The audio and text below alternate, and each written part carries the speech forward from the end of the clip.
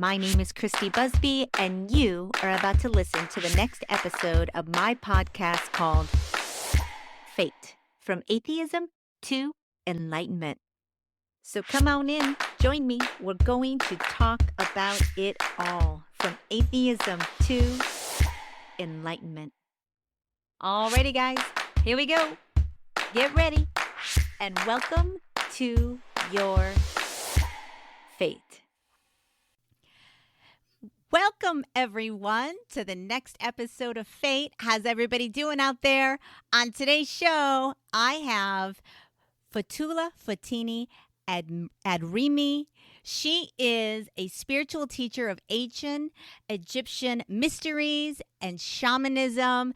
She is here to share all of her thoughts on her latest book called Sacred Mysticism of Egypt. This is going to be a fascinating show, folks. Fotula, welcome to your F.A.T.E, my friend. How are you doing today?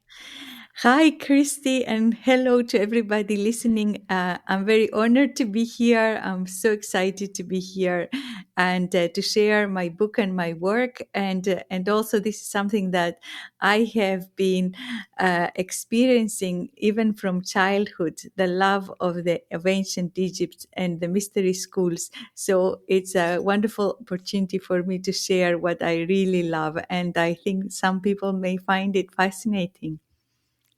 Well, one of those people was this I did. I read your book and it resonated with me on so many levels. I have so many questions and I'm super excited to bring this information to my audience as well. Ancient times, the pyramids, all of those mystical things, mysterious things that people still speak about today. You give such a new perspective, new insights on what you really can learn from these times. But first, I always like to start at the very beginning. I'd love to introduce you to the audience and discuss your own spiritual journey, your gifts, and how we got here today.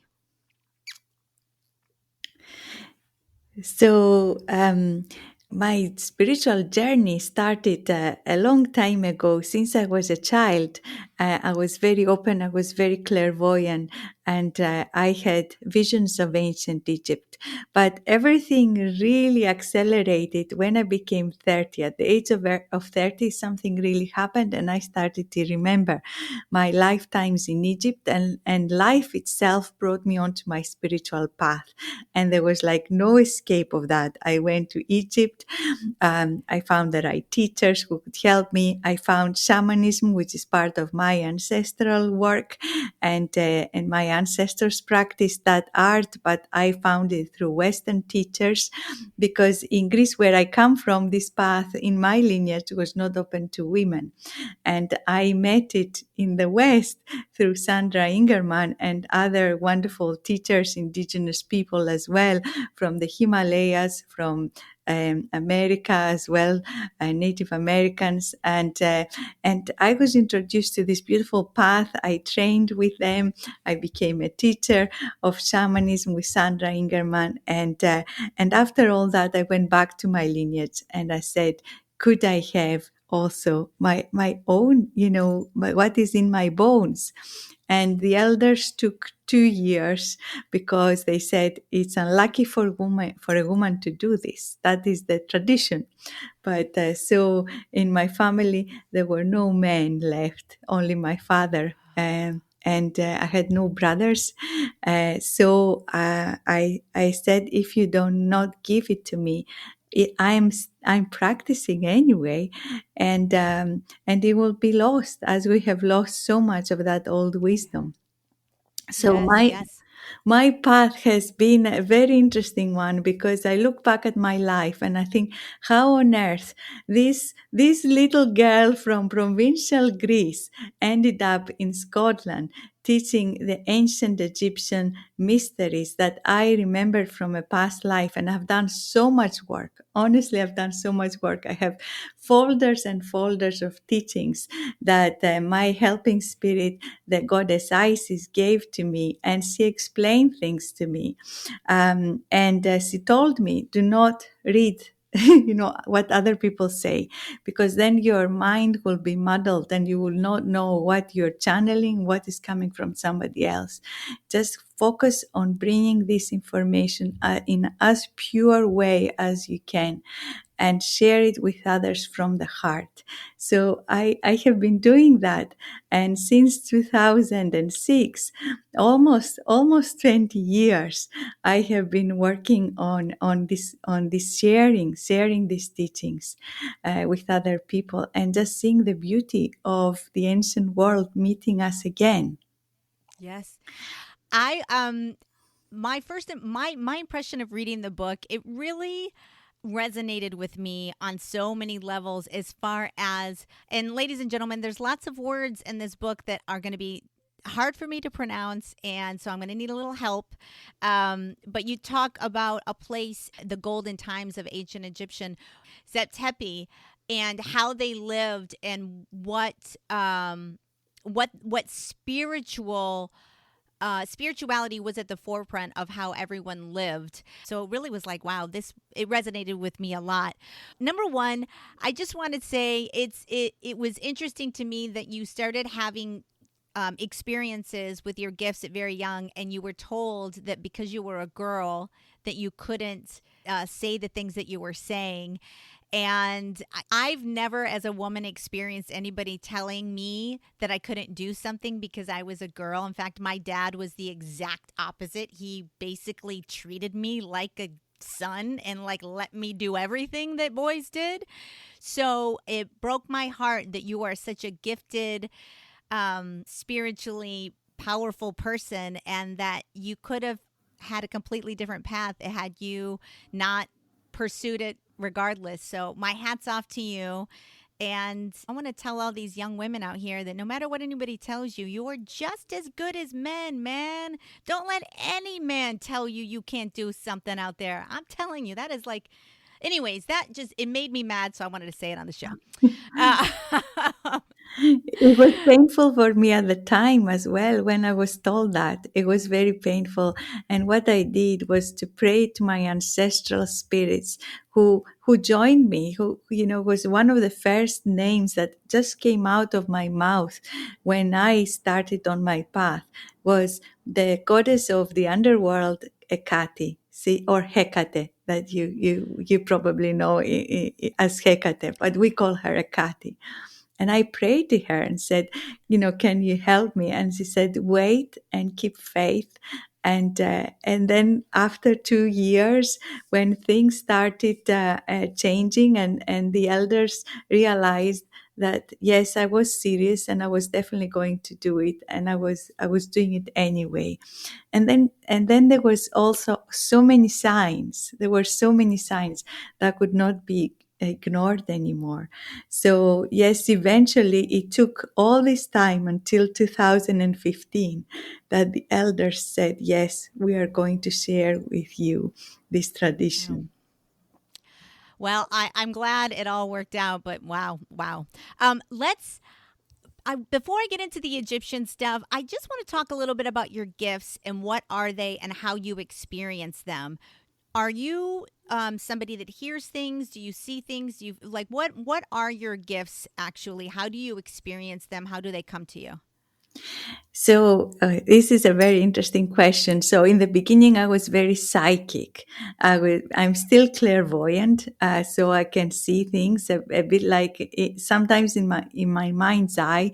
But there were instances, not many, that the spirits manifested in front of me, and I saw them with my eyes open. So it was like, and I was so surprised that nobody else could see them because they were so vivid. And I saw the goddess Isis as she appears in the hieroglyphics with the wings, one wing up, one wing straight ahead, and and she was there hovering in a bright blue color. And I was thinking, there she is, and I could see her with my eyes. But that is rare because it takes so much time and effort and energy for the spirits. They have to use the etheric energy of the earth to manifest in that way. So most of the time I have images in my head. I hear the words very clearly. So sometimes I hear and I feel the energy as well. So I hear, let's say, the voice of Isis, and it comes with quite a strong energy. It doesn't you feel the love as well, but most of the time it's like a force. You really feel that force directing you what needs to happen, what you need to do. And other times I really feel this energy around me, and I just know she's there, or a spirit is there, and I investigate what is this spirit.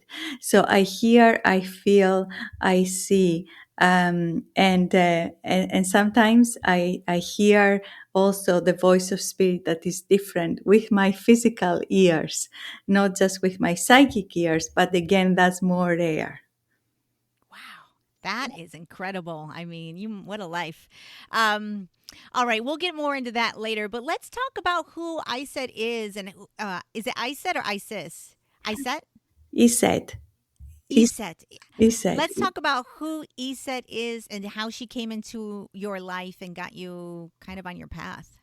Yes, so Iset is the Egyptian goddess we call in English Isis. We call her Isis, but that is an anglified form of the Greek word Isis. So when the Greeks, the Ptolemies, we call them, the Greeks conquered Egypt after Alexander the Great, then what happened was that they gave Greek names, or took the names and gave them Greek endings. So the original name from ancient Egypt is Iset, and she has a few qualities. I'll try and describe her. Is that she is the goddess of unconditional love, so she holds the energy of Divine Mother. She's the path opener through the initiation that is called Heka. So she's described as the mistress of Heka, the one who puts us on our spiritual path for our soul to evolve, to find our path back to our divine self. And sees it there for a teacher. And I feel that all these Egyptian Neteru, or gods and goddesses as we call them now, they are teachers. They have so much to show us. And what we're doing with Iset is to practice spiritual teachings of very high vibrational energy. And the energy is coming from the Sirius star, the brightest star on the night sky. So the ancient Egyptians said, Iset is the bringing to us this light of Sirius, and they called her Iset of Sirius, of the Sirius star. It's amazing.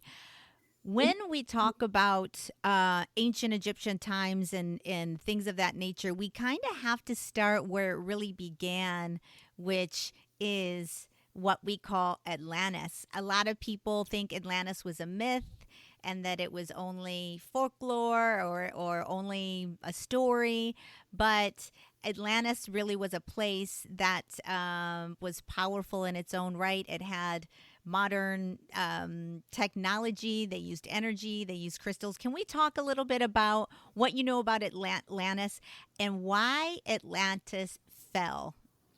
Yes, that is such a good question. Thank you, Christy, because I think we can only understand really the pyramids and the Egyptian history and spirituality if we go back and start from the beginning, which is Atlantis.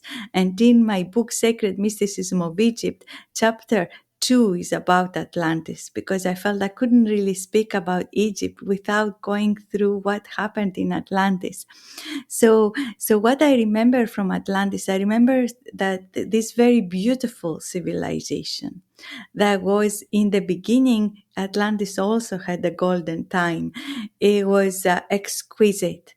It was based on light, on beauty, on enlightened government, because it was the spiritual teachers, a bit like Tibet used to be. It was the spiritual teachers who were the leaders as well. And it was a wonderful place, and they kind of kept themselves to themselves, but they started to expand. In the beginning, the expansion was very respectful of the other places on the earth. There were other human tribes that were maybe more indigenous, that were living simpler lives. Well, the Atlantean life was actually quite, I would say, sophisticated.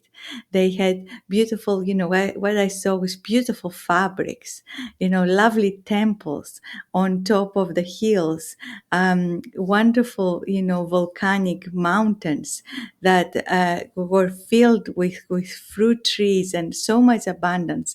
Everything was beautiful, symmetrically done. The architecture was absolutely amazing. It was an exquisite place. But even in that beautiful place, that the souls who incarnated there, they had this aim to work for the light and evolve. Even if that in that beautiful place, the ego was present. And what happened at some point was the some of the people started to say, well, we don't want these spiritual teachers to tell us what to do. We have to figure that out ourselves. Why should we have to train as a priest to take decisions about our life? And what happened was there was this separation. The priests and the teachers lived in this very high vibrational plane. They were not interested really what was happening, there. They tried to preserve their vibration so much and that energy, because they didn't want to lose the opportunity to use the ascension portal, which means that they don't have to go through death, that they could actually ascend, transform their body into light, and live, whenever it was the right time to go. So they didn't want to lose their vibration. They were in this very almost like exquisite environment doing spiritual work. And they were trying to say to people, this is what you can do as well. This is what you can train to do. But it was taking so long, and people are impatient. So when people started rebelling, the teacher said, oh, you want this? You want to govern yourselves? Fine, we leave. We will leave, and you do whatever you like. And that was a mistake, because it was like living this technology, this amazing technology, this amazing knowledge to, young children who don't know what they're doing, or teenagers, even worse. They know Yeah. everything. So what happens then in Atlantis is that we have that time of corruption. So before, they're very respectful of other places on the earth, and then they start to expand and want to domineer other people. They want to take over, and then there is the destruction. And the ancient Egyptians talk about the destruction of Atlantis, and they say that the people thought, we are gods. We don't need to look after the sacred. We don't need to, respect the life. We are the best. We can do everything we want. The earth is there to serve us instead of us serving life. And that was the big mistake. That was a huge mistake, because they came to that point where they were starting to do DNA experiments. They were starting, we used to have, what I have seen from Atlantis before is that we used to have the ability to self-heal. We didn't, we didn't get all these illnesses that are there today. Our body had that ability to self-regenerate and self-heal. And we used to live for much longer than we live now. So Yeah. I saw that the people, because they were using the etheric energy of the earth and sky, this life force energy that is throughout our whole universe, and they were in line with that they could self-heal. So, and everything could blossom, like the indigenous people still know, if you ask the earth will provide. Even in arid ground, they can have crops growing. because there is that connection. So they were so connected. But when you lose that connection and you go into the ego, then you go into the lack, and then you take from another person rather, or another tribe, rather than looking at your own beautiful resources. It when I read the story of Atlantis, it really made me feel like we're in the midst of reliving that in our modern times, where we're on the brink of like having the most technology we've ever had, and we're also on the brink of blowing ourselves up again, of not being able to um we are like children. We're petty, we let our egos, we're greedy, we're violent.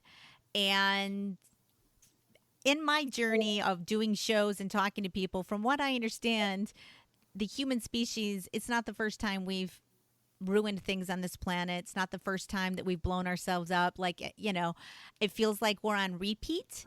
And when I read about Atlantis, we're on repeat, is what I kept on saying to myself, like, oh, yeah, we've been here before. This is exactly what we're doing right now, is we're completely destroying our environment, completely disregarding other people, because of their beliefs, because of the whatever, because they're not like you.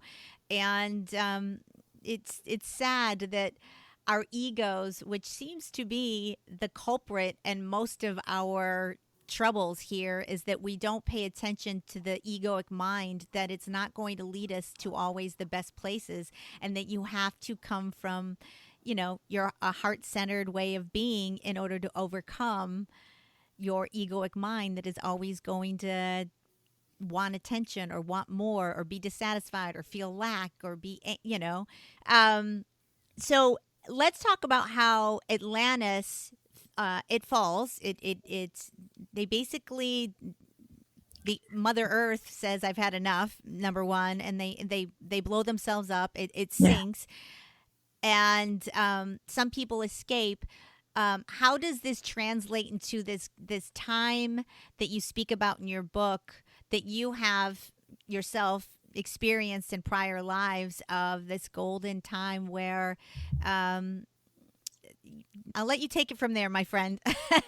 Yes, so basically, yes, the Atlanteans blow themselves up. The ancient Egyptians say it's Sekhmet, the destroyer, that comes and obliterates everything. But the people, the teachers, have already seen this is happening. There was this knowledge that we are going to, come to that point that we are going to lose everything. And they are moving out of Atlantis to the places where the Atlanteans had built places of power, key places of power, where that they could go.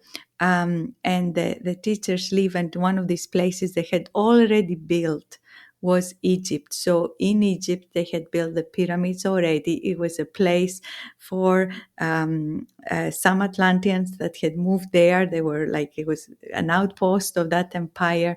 And those who survive go back, and they go to Egypt as well as other places, and they think, now we have to continue and rebuild our life and heal from this huge karma, learn from what happened before, and start again. And they think, how can we safeguard that knowledge that we have, both the spiritual knowledge and the technology? But we have to do it in a way that we don't go back to, making it accessible to people who do not have the consciousness to use this technology. So they create this ancient mystery school, and they do it through the temple work. So they build huge temples, huge cities that are sacred places of very high vibration. One of these amazing places that is still there, we can go to the ruins, is the Saqqara necropolis in Egypt. So if you go there, and just by walking in that place, the first thing that most people feel is a sense of peace, a sense of very deep peace. And they say, oh, my mind has stopped talking. There's that if we start realizing, as I finally have this quiet mind, and that when we have a quiet mind, then the information from our soul starts feeding in. We start to listening to ourselves instead of the conditioning. So I have in Sacred Mysticism of Egypt, in the third part, the esoterica part, there are practices where I take people to that portal that is in Saqqara to experience what is it for them, how does the energy feel, and be in that peace, and do the work. As well, there are ceremonies that help you connect really with that portal. Yep. So the ancient Egyptians created that temple, um, almost like a university. The temple is a university, is the administration, everything happens there. So it means that if you are, let's say, an engineer, first you have to go through the teaching of the light. Come from your heart. If you are a midwife, come from your heart. If you are a builder, you come from your heart. Whatever, if you are an official, you have to learn about the rule of Ma'at, meaning divine justice creates divine order. So if we want to live in a place that is good, that we live in flow with life, that we experience divine order in our life, and therefore we are living in a sacred way, then we have to do our bit and be true and just in our life. Yeah, you talk about there's so many things that are in this book that are such great wisdom that you speak of, and the way in which you talk about living the way of the living light. Can you d- describe what exactly living in the living light means? I guess you just did, coming from the heart, but this was the overall mantra back in these ancient times, where everybody did live in a much more cohesive, um, deep love and respect for one another, that somehow we can't seem to get to today. So what is the path of the living light? So basically, it means that when you live from your wise heart, through being just and true, that's what the words that they use is be just and true. So what that means is that then you are in this training school that is life. Earthly life is a training school for the soul, and it's quite an advanced school. It's not for the faint-hearted, and that's why life is bittersweet. So life is going to test you and say, okay, are you still going to be in your divine heart? Are you going to listen to your inner wisdom instead of saying, okay, nobody will know, I'll just do this now? But what happens, they said, is that your heart, your consciousness experiences everything. So even if you try and say, I'll do something that is unjust, but I'll forget about it, there is some part of you that knows, and that creates a heaviness. In Tibetan, they call this the karma. It is like, it is that heaviness, and your heart becomes heavy. And what happens, they say, in order for you to live, to become the living light, to become the enlightened consciousness, then your heart needs to be as light as a feather. And the way to do that is through unconditional love. It's not through judgment. It's not that you've sinned and you're a bad person now and you're doomed. Not at all. It's like through unconditional love to really examine, why did I do that? It doesn't really serve me, because maybe I was afraid.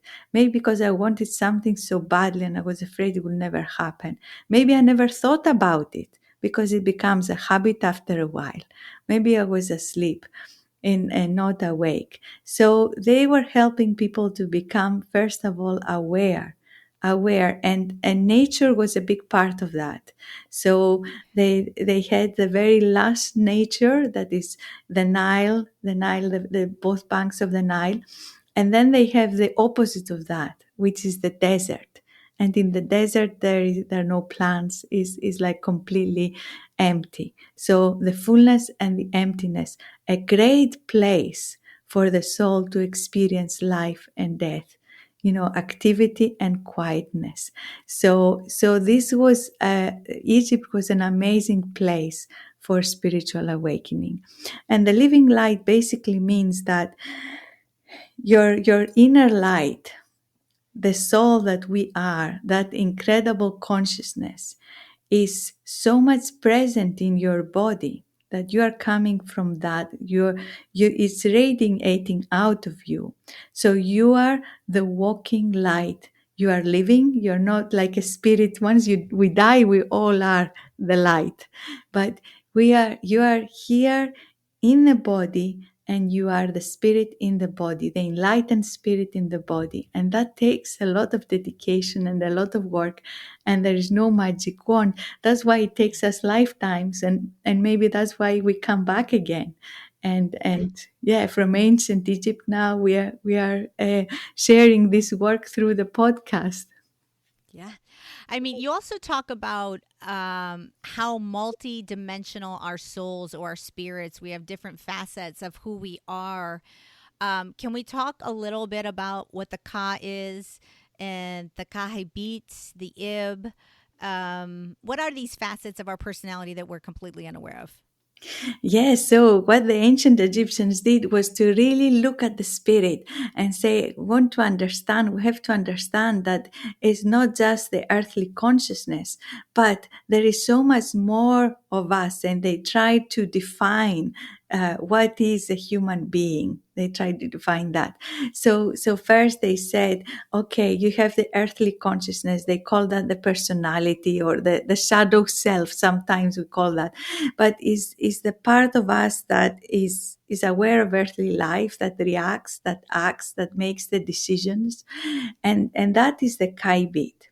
But they said it's not you, just your physical body and what is there.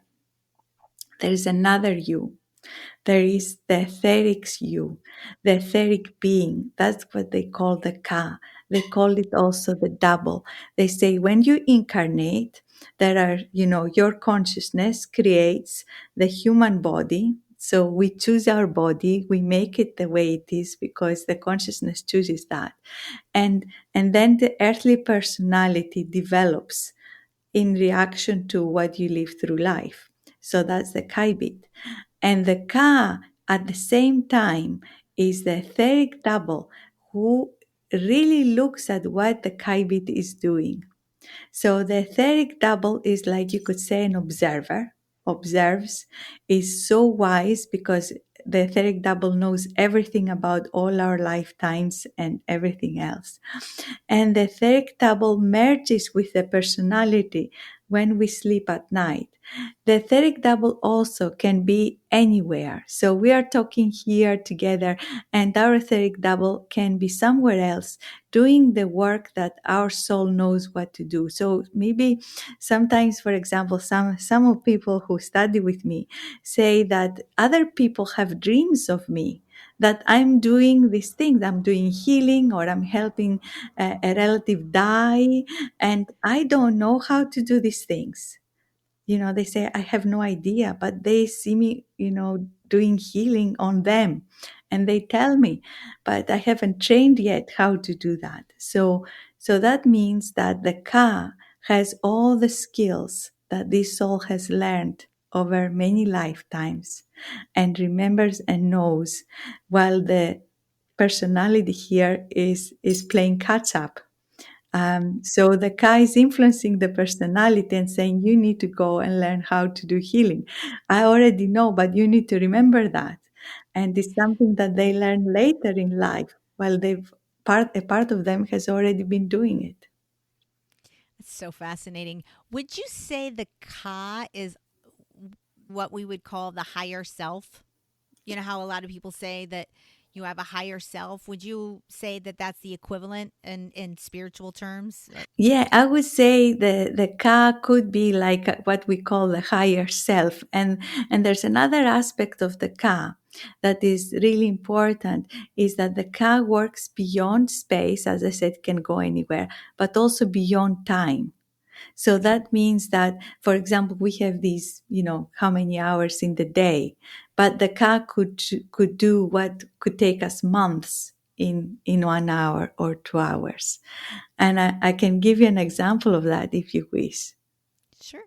So at some point, it's a few years ago, one of my friends, he's a psychic medium, and he took me to a spiritualist church. He was going on the platform, and another medium came and said, "You have a guide, a spirit guide, who is a nun, and she wants to show you what you do when you sleep at night."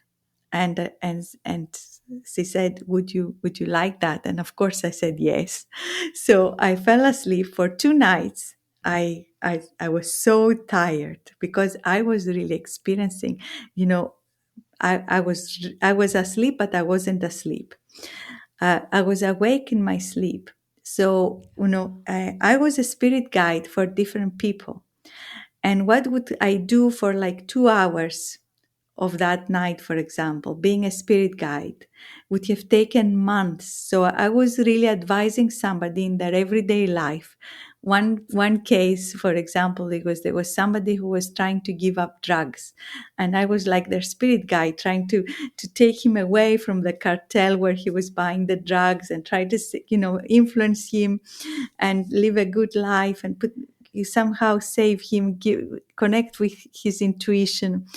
And all these days I was seeing in my dream that I was working with him, took 2 months of his life, and it was 2 hours of my time.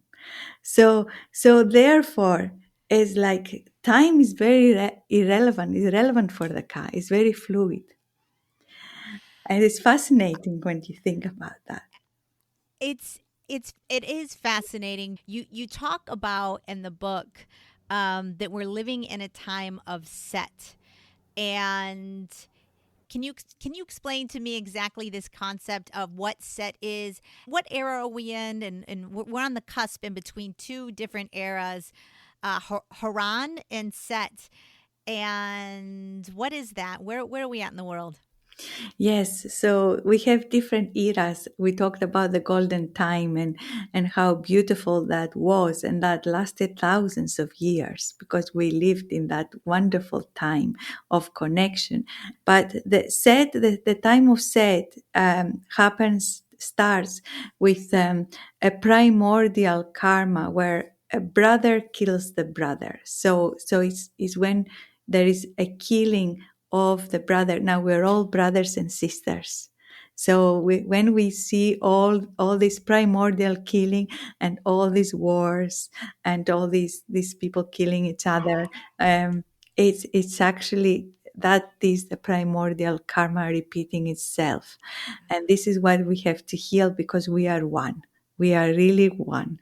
So we are killing, another being. We are actually dismembering ourselves. So that is the start of the time of Set, and Osiris, or Osir is the Egyptian name. He is the time of the heart. That is the time of when we were connected. And when Set, his twin brother, kills him to take over the throne, using sort of manipulation and bribing others and creating followers and all of that. When that happens, we start this time of corruption. So the time of Set is a very hard time. And it doesn't last as long as the golden times, because what happens now is that we are start to awaken and say the way we live our life does not make us happy. Is once more we're destroying the earth. We're not ourselves. We're not in our power. We have given our power to all sorts of other things. And we need to find ourselves. So people start to seek the knowledge and wisdom of the spiritual teachings. And the time of Horus, or Horan in the Egyptian name, is the time where the spirit starts to awaken, and we are seeking that connection. In order to awaken, we have to dive deep into our spirit. And that is a difficult thing. because now Horan is battling with Set, because Set, the conditioning, the corruption, the mind, I mean the conditioned mind, is part of us. So we try to do the right thing, we try to follow a spiritual path, but the conditioning pulls us back, saying, no, watch TV, oh, don't care about that. You have other things to do. And basically we never have time for spiritual work. Even for 5 minutes is very difficult to find during the day. So there is this inner battle. Because the conditioning is so strong, and the conditioning is not something that is part, well, I said it's part of us, the conditioned mind, but it's not actually really the case. We are the enlightened spirit. The conditioning is something that exists only in this earthly reality. It's like a sort of cloud around us that has clouded our mind, so we cannot focus on that straight connection to the divine that we have and to the earth. So we are a bit out of alignment. This cloud has clouded our vision. And this cloud of the conditioning is part of the earth, is something outside of us, but it has so much power because it has been fed by our thoughts, by our actions, collectively and individually. Yeah. So Set is very strong. Is very strong. It appears to be in full force these days, that's for sure. I liken that to my own spiritual path has kind of allowed me to step out of what I would call the 3D matrix, where you do start to understand how programmed we are and how there seems to be a desire to keep us distracted, even if it's from keeping us poor, so we have to work 3 jobs and we don't have time, or keeping us scrolling on our phone so we're distracted from our own inner thoughts or inner world. And um, you know, I'm at the point in my journey where every single time I'm listening to something on the TV or the phone or the computer or whatever I'm listening to or watching, I absolutely put a filter on my brain and I ask myself, what is this trying to get me to do, get me to say, get me to feel? And if it's trying to get me to hate somebody, if it's trying to get me to feel outraged, if it's trying to get me to feel sad, if it's trying to get me to do anything negative, I pretty much disregard it at this point, because I do feel like a lot of this outrage we feel in the greater global consciousness these days is on purpose, and they want us to be outraged, they want us to be distracted, they want us to lose our humanity from one another.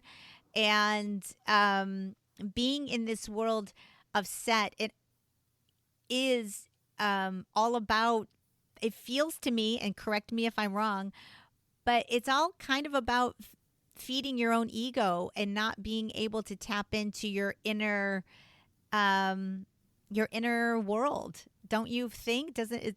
That's what it feels like to me when I read your book. Absolutely, Christy. Absolutely. What happens is basically we are influenced by this psychic soup that is all around us, and that's why it's so important to work spiritually, to cleanse ourselves and raise our vibration, so that we create a sanctuary. And you're saying, my life now is a sanctuary where I'm not affected by all these things. I make a decision that this does not serve me. I can feel how things influence me in a negative way. And the same about people, friends, etc. When we Yes. go a step on the spiritual path, our life can become smaller, because all these friends that we had, people, that who were part of our lives, we don't resonate with them anymore. And it's Yes. nothing bad or good. We just, we have evolved to be somebody else, and Yeah. and there is no meeting anymore. So this is like a normal process of evolution. And Seth can also be a very harsh teacher, because in the bigger picture, Seth is a teacher. And and it helps Horan step up. So Horan has to find his power, find his resources to say, I have to fight to clear my crown chakra. So in our world, we learn through two main ways. One is through love. We learn through love, but we also learn through suffering, because if we suffer something, then we say, okay, that was not good for me. Like you say, I can see this film, I think, oh, that's not good for me. I know now that I'm not going to go there. That doesn't serve me. And until we develop that awareness, we keep in the suffering, in the outrage, in the fear. And then at some point, something in us wakes up and says, no more. And then that is the cusp, that is the changing point. And that is a very important point that takes you out of the sleep. And the ancient Egyptians said that we are like sometimes like sleeping dead. We're just like going around our life, our everyday needs and everything else, material life, and we're like eating, sleeping, and what are we doing? And they said, you're like a sleeping dead in this, they called it the inert state. And in their initiations, what they did was to call back the person's spirit to say, resurrect yourself. It was a path of resurrection out of this sleeping dead state into the awakened state. So they had these beautiful ceremonies of resurrection into the spirit. I love that. The other thing that when I was reading about the golden times of ancient Egypt is um it was much more about your own etheric energy, oneness, self empowerment, um, and it wasn't about looking to your exterior world to find peace, happiness, or who you are. It's all about looking within. And I noticed you don't ever bring up the Bible or the mainstream God, and I'm curious as to how you feel about the Bible and mainstream Christianity or Judaism or whatever. Pick your religion. There's a lot of them. How do you resonate with that? What do you think about mainstream religion these days? Somebody said, I can't remember, it was years ago, said to me, all religions have one thing in common. It's all about love. It's about love. And I said, when I look at the religions the way they are today, it's, yes, there might be that element of love and love your neighbor and love the other person. But what I see in practice is so much control and so much man-made rules, so much of that. So when I was a child, I could really feel the presence of God. And I was born in the Greek Orthodox religion, my family, in the Greek Orthodox. And I could really feel and see the angels. I could feel the presence. I could feel the presence of God around me. I could feel Mother Mary. Mother Mary was my spirit guide. She would talk to me. And as a child, I didn't have any barriers. I just loved that energy. And I was quite young, and I asked the priest, because I loved that energy, not the dogma. And I said, I would like you to tell me, why can't women be priests? Because in Greece, they're not allowed. Women cannot be priests. And he said to me, women cannot be priests because they are dirty. Yeah. And I just knew. And he looked down at that point because he knew that was a lie. Yeah. And I was just like a Yeah. girl, telling a girl, women are dead. And I knew that was man-made. That was the patriarchy. Even as a little Yeah. girl, I knew that. It does seem like the patriarchy's time. It's time for that to fall, along with I would say mainstream religion in general.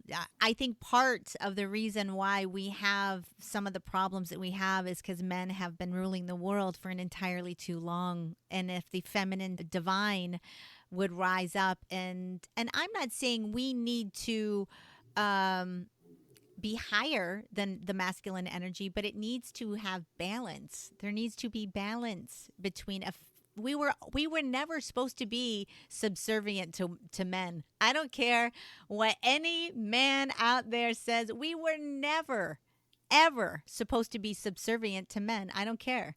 It has always been with the earth, with everything, that balance is the key to harmony, to peace, to all good things. And there needs to be a balance of masculine and feminine energy that are actually working together to make everything better. The environment, politics, our lives, our spiritual teachings, all of it. So interesting.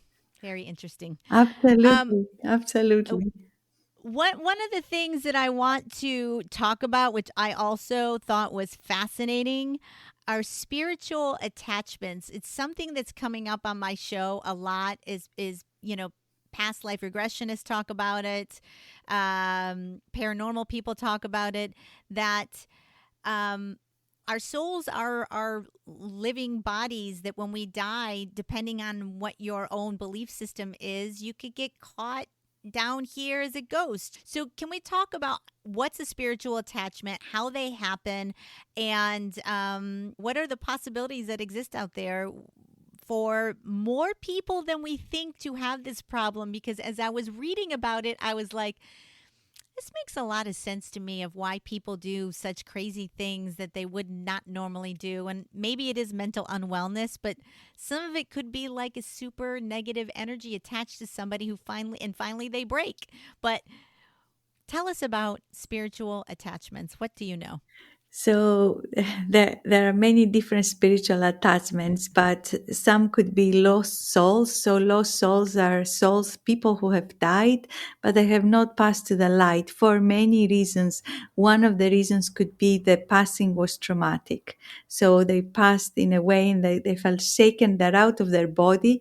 Now they are in their etheric body. So they see themselves as being alive because in their spirit eyes, they see a complete being, but nobody can hear them, nobody can speak to them, and so they start following their the living relatives. They live in their house, they go there, they attach to the relatives. They might be causing a lot of problems because if they died with an illness, that illness, the energy of that illness is not healed. They themselves feel still in pain, even though they have no body. It's like phantom limb pain. They feel as if they are still ill. They still have the pain from that illness. But that illness, also the energy of that, because it's not healed, can start to affect the living relatives or the people they are attached to. There are also other type of lost souls who died in suicide in a very traumatic circumstances. So not something that was chosen, right? Thought very uh, before they did it, like euthanasia. It could be something like a suicide uh, due to huge trauma that I cannot be here, and then their energy is pulling other people to suicide. They are like making other people really mentally ill and pulling them to towards death. So so this is not just my belief. I also, when I went to Nepal and worked with some shamans there, they had exactly the same belief, and they say this is very dangerous. If we find some soul like that in a village, we do many days of ceremony to try and move them on, because they will pull other people to suicide or die of accident all of a sudden. So I feel like this is a bigger problem that no, like I I just feel like there's more of that going on than we would like to believe. Our belief systems that lives in the mainstream, would laugh at something like that or disregard it or think it's impossible. They're I used to be the same way. Like, I'm coming from a perspective. I was an atheist my whole life. I didn't believe any of that. And the more I learn about stuff like this, the more I'm convinced that it happens more regularly than we would ever think think that it does. There's so much mental unwellness out there. I can't help but think that there's more negative energy attaching to people than what you would think. It's fascinating. Um, I keep hearing from people I talk to on podcasts I watch or whatever about Gnosticism and the fact that there is something called archons, and earth is a spiritual trap, and we keep reincarnating here because when we die we go into the light, but it's not a light of good. It's a light that keeps us slaves on this planet, getting reincarnated over and over again, and that there's something called luge, which is an energy that's negative that these archons feed off of, which is why Earth is a slave planet. And I wanted to ask you that because number one, you're clairvoyant. You have lots of ability to to get in touch with beings from other dimensions.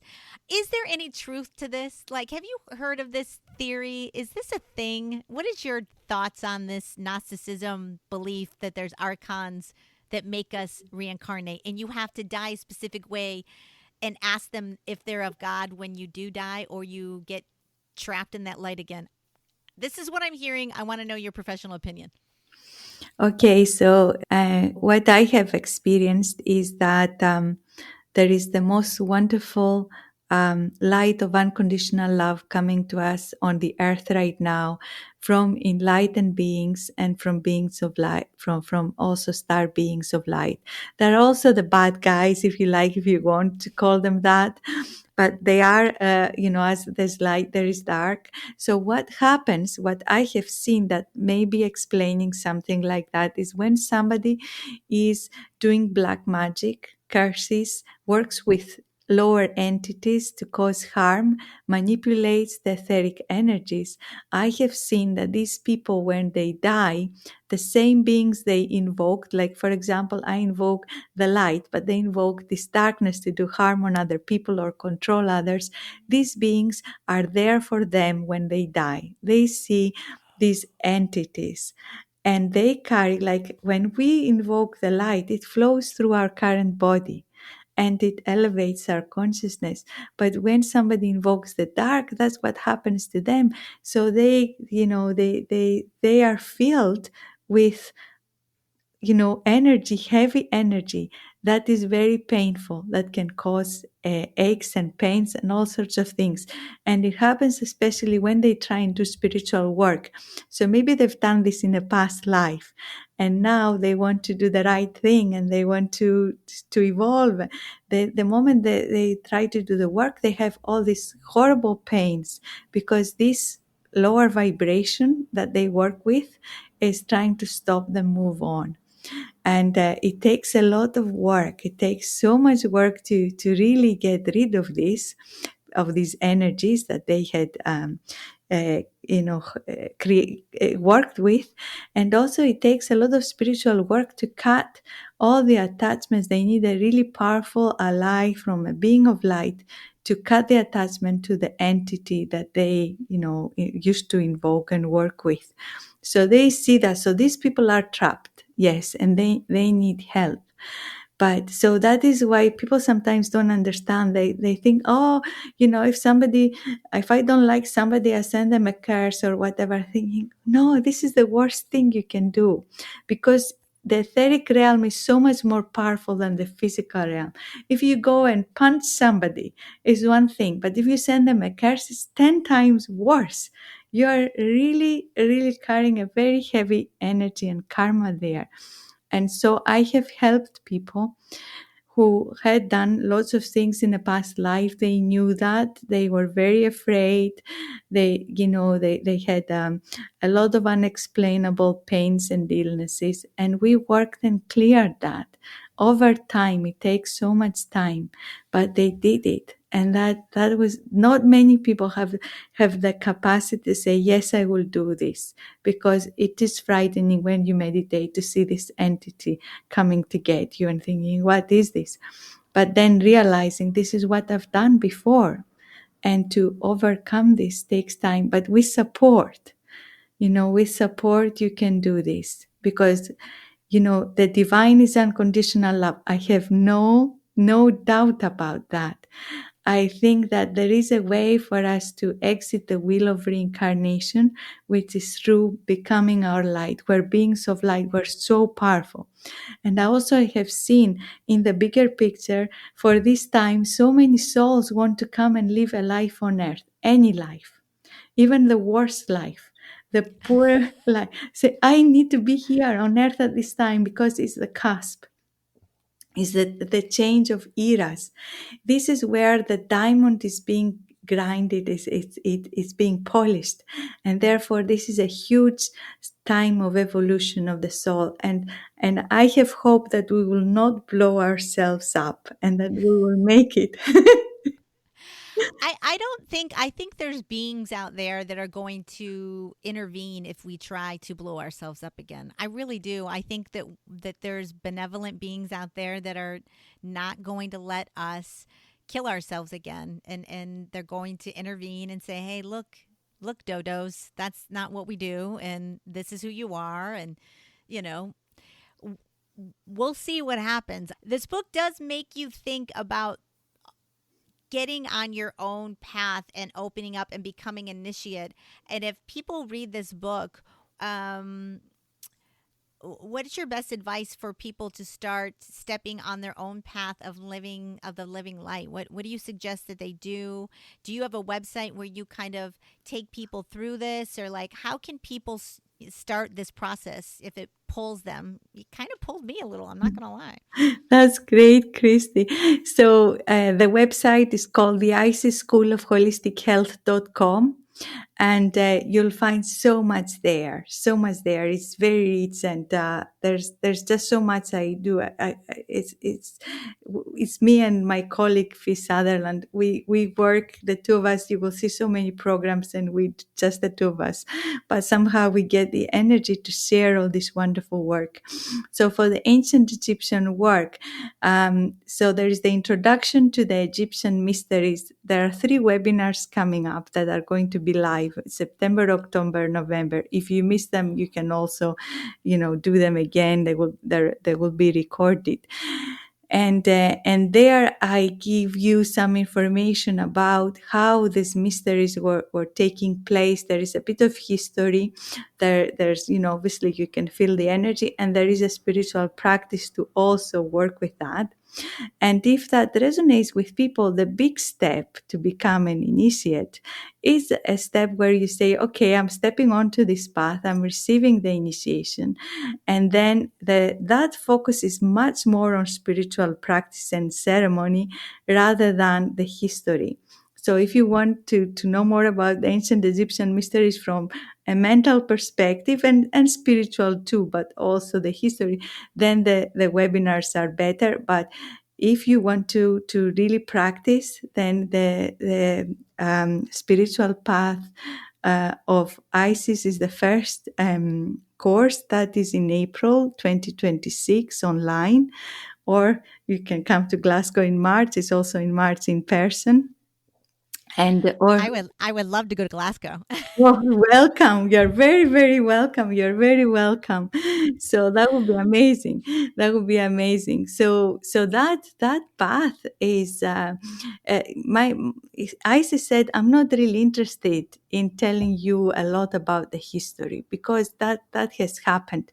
She does use some references because we have maybe lived through that time, and she said that was the last time that these teachings were shared in their entirety. So after Atlantis, Egypt held the teachings together in the mystery school. Other places also have these teachings in some form, but she says the complete teachings, the last time they were together was in ancient Egypt. So there are some references, but the main thing she's interested in is to help us evolve into the light and do the work. So that's what she shares.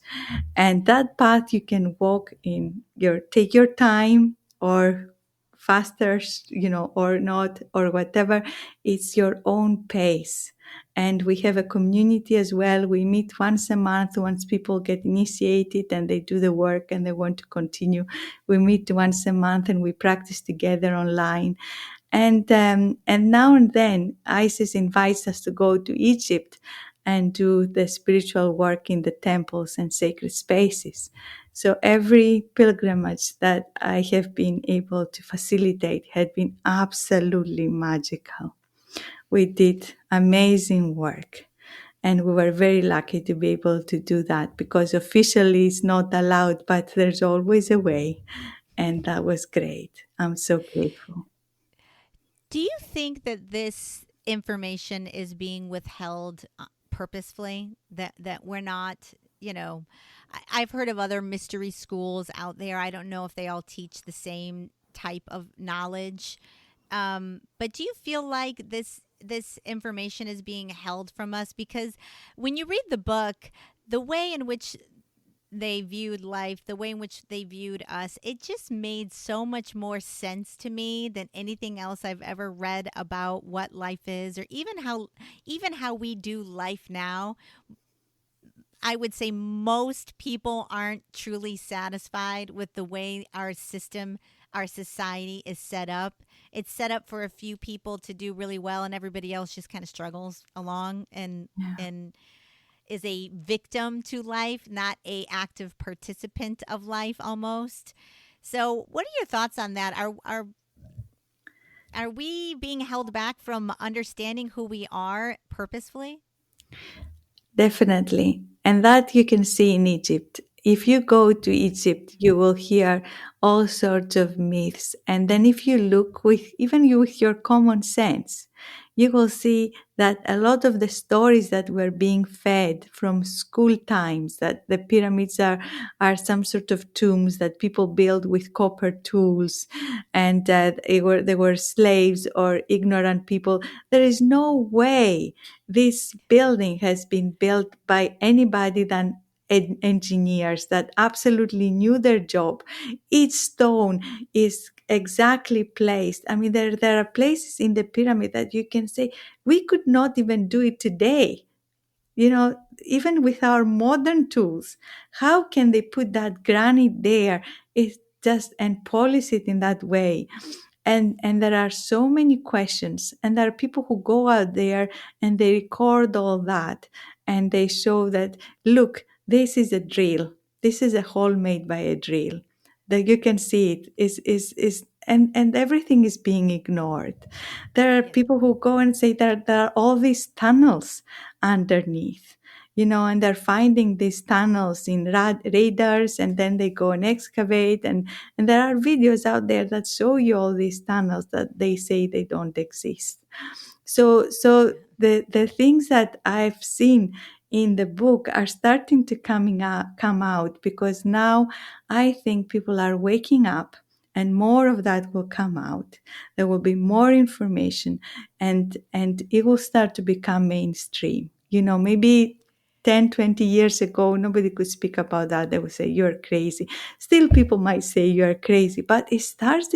Somebody said to me, you know, this is starting to become mainstream now, because people are understanding this. The first time I went to Egypt, I had an Egyptologist with me, and I said, show me and my group in the Cairo Museum all the things that cannot be explained by, you know, our current theories, etc., about the ancient Egyptians. And we went through so many artifacts, and it's in plain sight, hidden in plain sight, that this was a very, very advanced civilization that existed in ancient times before the Yeah. timeline that we have. It's in Yeah. plain sight, but Yep. we cannot see it because our conditioning has clouded our mind. Yep.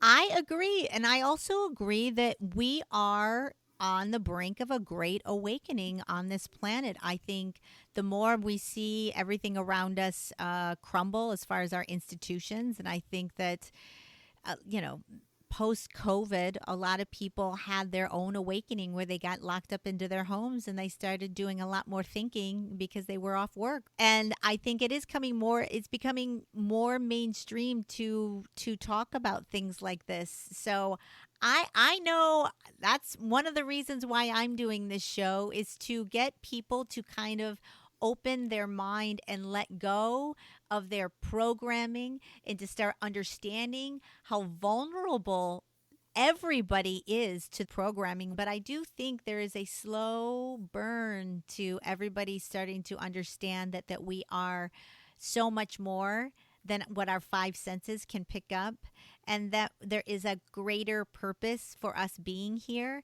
and that there's so much more to our existence than what we're told. So I'm very happy that you're around, and I'm going to check out your school. And it just, guys, go pick up the book and read it, because it really does make sense, a lot more sense than what we're told. It resonated with me for sure. um I will make sure and put your book in the show notes, but please come back on this show. I would love to have you again to get more in depth on what the nature of our existence truly is here on this plane. Thank you so much, Christy. I would love to come back, and thank you so much for inviting me, for all the questions, for actually reading the book. And it's really great because I do a lot of these podcasts and sharing my work, but so many people have not read the book, and it does make such a huge difference to speak to you, who has such an understanding of the book, and you felt it in your heart. and Yes. and and I have to say that the way Isis gave me this book, when I channeled this book, it was like a transmission of light, and she said this would Yes. be a transmission of light for anybody reading it. It will meet people where they are. And thank you so much for all that you said, and for engaging with the book. Thank you so much. Let's keep in contact. I'm going to follow you in your journey. It's fascinating. With that, ladies and gentlemen, thank you. We will see you next week for another episode of Fate, from Atheism to Enlightenment. Pick up this book, I'm telling you. Journey well, everyone. Bye bye. And that is a wrap on this episode of Fate, from Atheism to Enlightenment. I want to thank Fotula Foteini Adrimi for coming on the show. Woo, that's a name. She's amazing. I hope she continues to touch as many people as possible.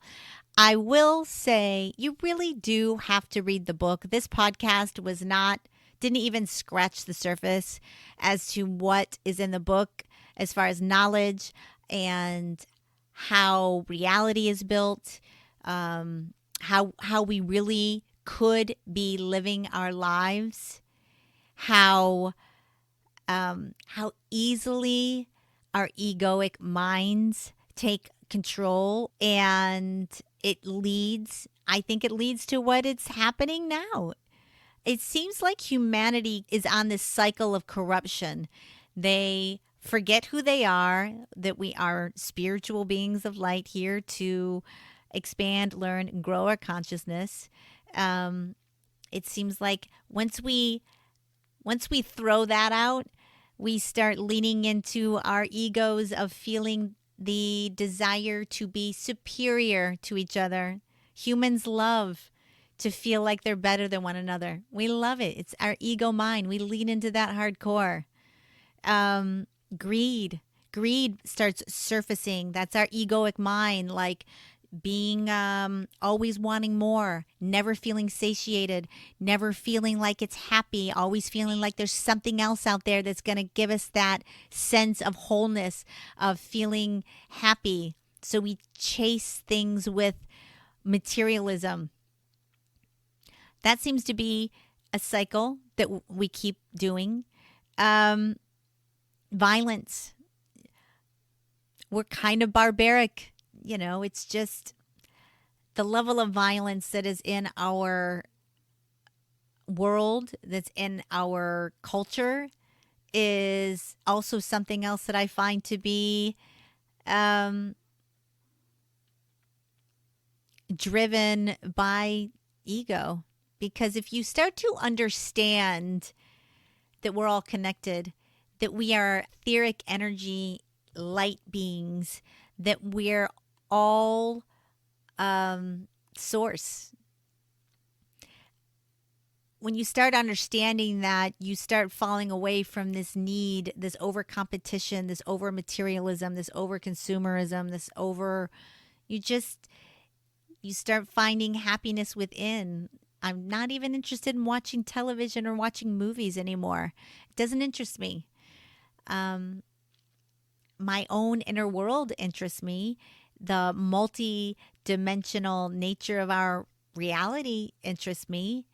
Finding my soul path and getting on it and expanding my consciousness, that interests me.